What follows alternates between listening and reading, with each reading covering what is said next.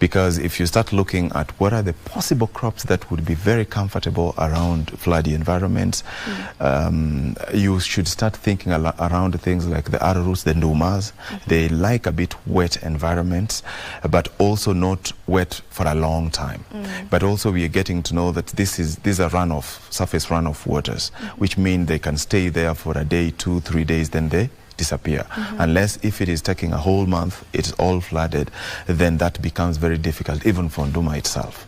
But at the moment, we need to look at when such things happen, what are the other things that we can do? It's not necessarily sometimes around the crop per se, as such.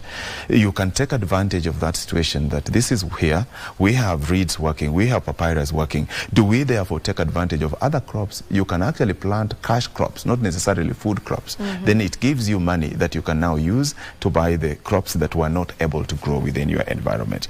All this is happening in the same area.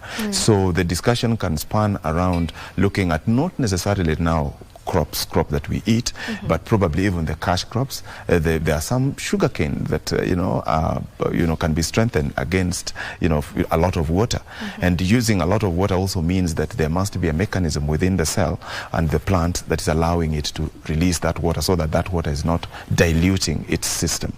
Do you know, even in our body system, we are told that water is life, and it's very good to take a lot of water.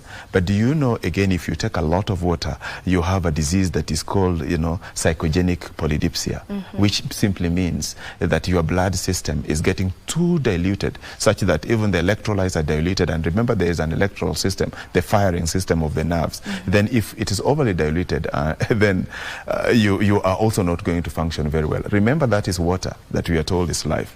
So all these things need to be done in moderation. At the moment, we have a crisis. So under such crisis, sometimes another mechanism is just to let the water flow.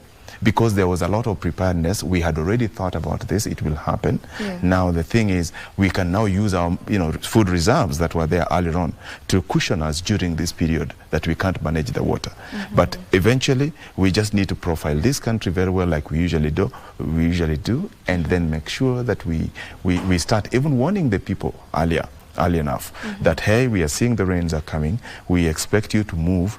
But also Kenyans, they're equally very stubborn. They will say, we will wait for that water until we start swimming from our houses, then it will be fine. So it's all confused in there, but I think we can do better.